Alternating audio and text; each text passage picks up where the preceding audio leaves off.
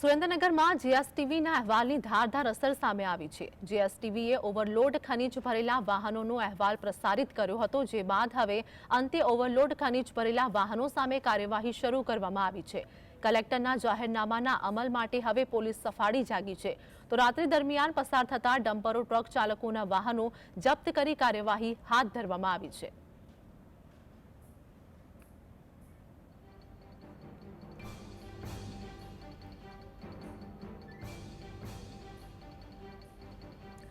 તો જીએસટીવીના અહેવાલની ધારદાર અસર જોવા મળી છે। આ સાથે જ વાત કરીએ સુરેન્દ્રનગરની, તો ઓવરલોડ ડમ્પર ચાલકો સામે કાર્યવાહી હાથ ધરવામાં આવી છે।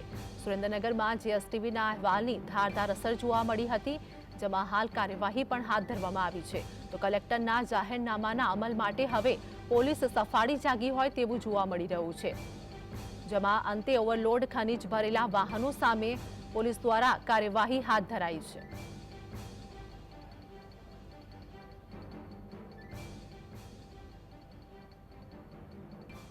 તો આજ મુદ્દે અમારી સાથે અમારા સહયોગી ફઝલ અમારી સાથે લાઈવ જોડાઈ ગયા છે। ફઝલ, સુરેન્દ્રનગરની વાત કરીએ કે ઓવરલોડ ડમ્પર ચાલકો સામે હવે કાર્યવાહી હાથ ધરવામાં આવી છે। જીએસટીવીના અહેવાલની ધારદાર અસર જોવા મળી।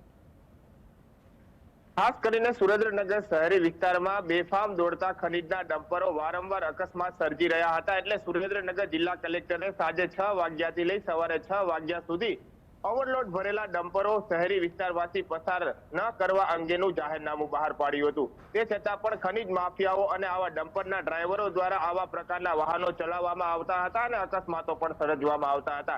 ત્યારે આ અંગે જીએસટીવી દ્વારા ધારદાર અહેવાલ રજૂ કરવામાં આવતા અંતે પોલીસ છે તે સફાળી જાગી છે। પહેલા સુરેન્દ્રનગર જિલ્લા કલેક્ટરનું જે જાહેરનામું હતું તેનું પાલન પોલીસ વિભાગ દ્વારા નહોતું કરવામાં આવતું, પરંતુ જીએસટીવી દ્વારા આ મુહિમ ઉપાડવામાં આવતા હાલની પરિસ્થિતિ મુજબ સુરેન્દ્રનગર જિલ્લાની પોલીસ છે તે સફાળી જાગી છે।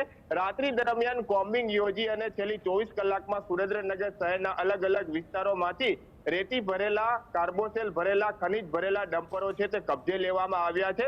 14 જેટલા ડમ્પરો સામે હાલ ગુનો દાખલ કરવામાં આવ્યો છે અને આ અંગે કાર્યવાહી હાથ ધરવામાં આવી છે। સુરેન્દ્રનગર શહેરી વિસ્તારમાં ખાસ કરીને આવા ઓવરલોડ ડમ્પરો જ્યારે દોડતા હોય ત્યારે નાના વાહન ચાલકોને, ચાલીને જતા લોકોને હડફેટે લેતા હોય છે અને મોતને ઘાટ પણ ઉતારતા હોય છે।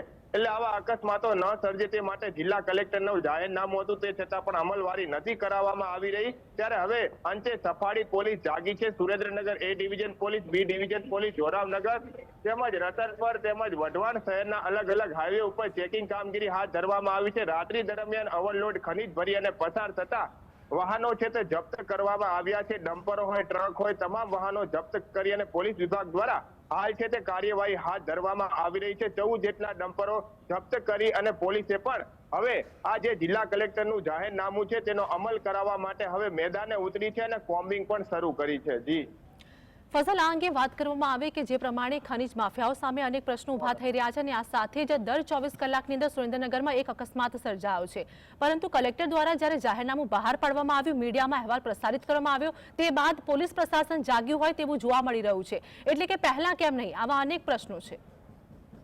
ખાસ કરીને સુરેન્દ્રનગર જિલ્લામાં કાયદો અને વ્યવસ્થાની પરિસ્થિતિ ખાડે ગઈ છે, કારણ કે સુરેન્દ્રનગર જિલ્લામાં રોજ અકસ્માતો સર્જાતા હોય છે અને આવા અકસ્માત સર્જનારા નથી પકડાતા હોતા।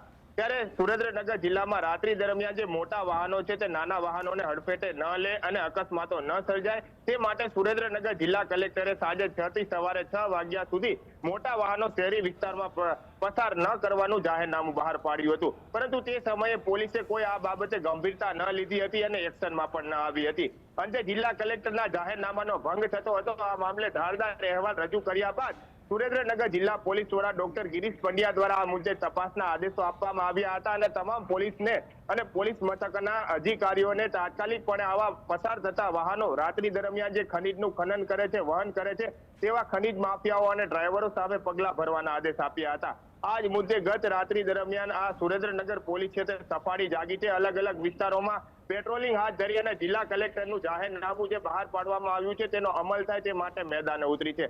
પરંતુ મોટી વાત એ છે કે જે મીડિયામાં પ્રસારિત થયો અહેવાલ ત્યારબાદ પોલીસ જાગી છે, નહીતર આ પોલીસ છે તે ઘોર નિદ્રામાં સૂતી હોય તેવું પણ લાગી રહ્યું છે। સરેરાશ રોજ એક અકસ્માત સર્જાય છે અને એક લોકોની જિંદગી પણ મોતમાં હોમાય છે। છેલ્લી 24 કલાકમાં સુરેન્દ્રનગર જિલ્લામાં અલગ અલગ અકસ્માતોમાં 8 લોકોના મોત નિપજ્યા છે। ત્યારે હવે પોલીસ સફાળી જાગી અને જિલ્લા કલેક્ટરનું જે જાહેરનામું છે તેનું પાલન કરાવી અને હવે આવા અકસ્માતો ન સર્જાય તે માટે જે પ્રયાસો છે તે પોલીસ વિભાગ દ્વારા હાથ ધરવામાં આવ્યા છે. જી ફઝલ, અમારી સાથે જોડાવા બદલ, સમગ્ર માહિતી આપવા બદલ આપનો આભાર.